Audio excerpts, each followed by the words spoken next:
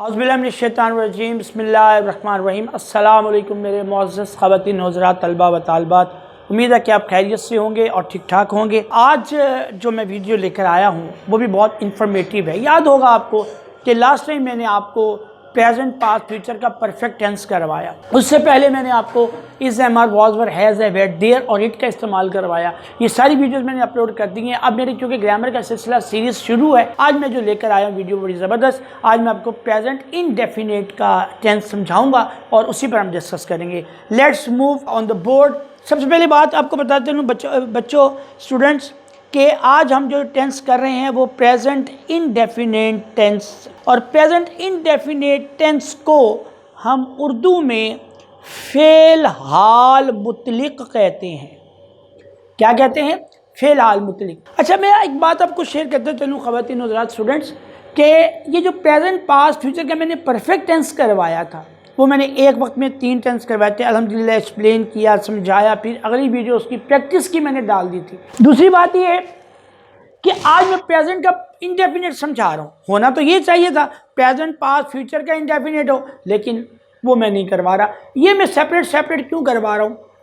इसलिए करवा रहा हूँ कि प्रेजेंट का इंडेफिनेट हो, पास्ट का इंडेफिनेट हो या फ्यूचर का इंडेफिनेट हो, ये हमेशा सेपरेट होते हैं क्योंकि इनमें कुछ चीज़ें डिफरेंट हैं, उनमें कुछ चीज़ें सिमिलर थी, इसलिए वो इकट्ठे करवा दिए जाते हैं। इनमें ये चीज़ें बहुत कम सिमिलर होती हैं, इसलिए मुझे ये सेपरेट करवाना पड़ेगा। तो चलते हैं हम लोग। प्रेजेंट इंडेफिनेट टेंस फ़ेल हाल मुतलिक कहते हैं उर्दू में।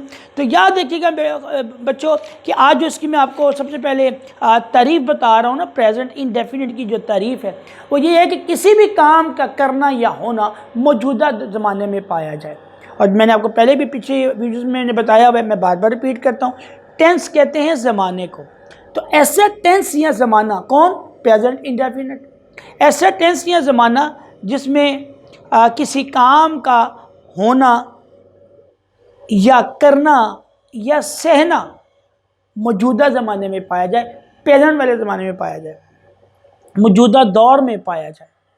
लिहाजा ये ज़हन में रखिएगा कि जो काम करंटली हो रहा होता है, प्रेजेंटली हो रहा होता है, वो प्रेजेंट के जुमले होता है। मसलन मैं आपको एक मिसाल देता हूँ। मतलब मैं ये आपको पढ़ा रहा हूँ तो मैं आपको पढ़ाता हूँ, ठीक है।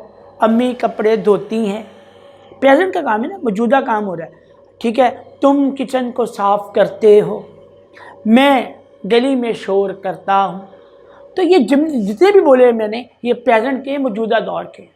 अगर मैं यही जुमलों को चेंज कर दूँ, मैं गली में शोर किया, तो ये पास्ट, ये काम हो जाता है। गुज़रा हुआ ज़माना पास्ट में होता है, ये पास्ट में चला जाएगा। लेकिन अभी हम उसको डिस्कस नहीं करेंगे, फिर वक्त हम उसको मौजूदा दौर में लाएंगे और मौजूदा दौर की मिसालें देते हुए आगे। इस टेंस की जो पहचान है वो आपने मेरे जो फ़िक्रे बोले हैं उनके इन पर आपने गौर किया होगा।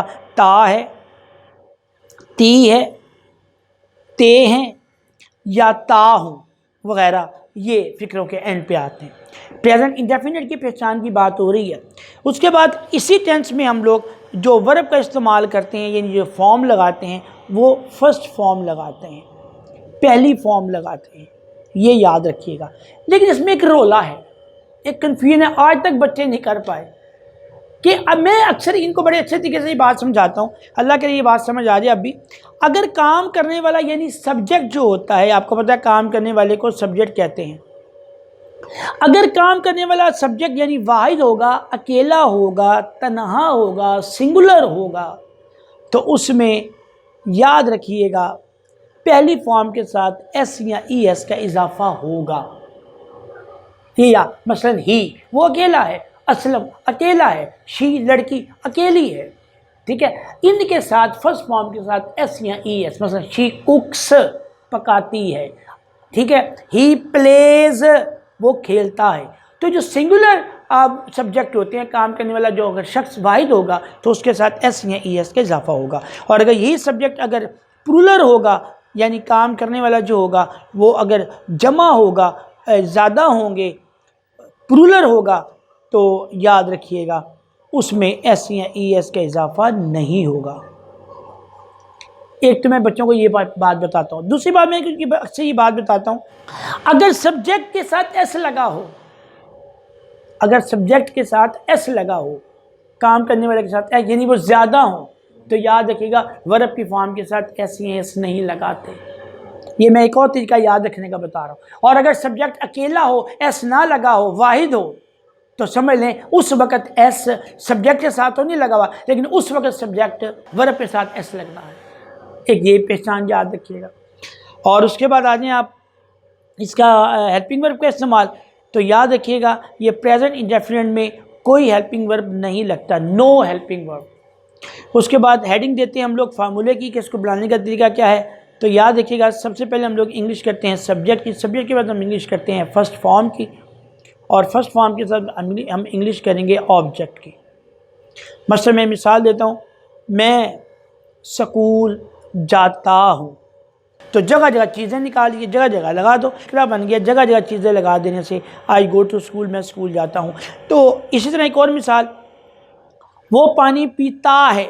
अब ये पीने वाला पानी जो है शख्स जो है वो अकेला है, वाहिद है, तो इसके साथ ड्रिंक आएगा फर्स्ट फॉर्म और ड्रिंक के साथ लगेगा एस। ही ड्रिंक्स वाटर, क्या पीता है, पानी। आप ये देख सकते हैं कि ऑब्जेक्ट की जगह पे फर्स्ट फॉर्म की जगह पे और सब्जेक्ट की जगह पर, तो जगह जगह चीज़ें लगा देने से ये आपका फिक्रा हो जाएगा। लेकिन सवाल पैदा होगा आपके दिमाग में आएगा, आई भी तो अकेला था, सर ने उसके साथ क्यों नहीं एस से इसका इजाफा किया, नीचे ही अकेला था, वाहिद था, उसके साथ सर ने एस लगा दिया, लेकिन आई भी तो अकेला होता है। तो याद रखें आई जो होता है वो अंग्रेज़ों ने इसको प्लूरल सेंस में रखा हुआ है, इसको सिंगुलर सेंस में नहीं रखा हुआ, इसलिए आई को हमेशा इसके साथ फर्स्ट फॉर्म लगती है, इसके साथ ऐसे इसका इजाफा नहीं होता। आज का टेंस जो था हमारा प्रेजेंट इंडेफिनिट था और इसके मतलब मैंने डिटेल में आपको समझाया। इंशाल्लाह आगे इसका नेगेटिव और इंटेरोगेटिव जब करवाऊंगा तो उसके साथ इसकी भी मज़ीद प्रैक्टिस करवा दूंगा। बहुत सा ख्याल रखिएगा और वीडियो को लाइक और ज़रूर शेयर कीजिएगा और मुझे बताइएगा कि आपको ये टेंस कैसे समझ आ रहे हैं। बहुत शुक्रिया, अल्लाह हाफ़िज़।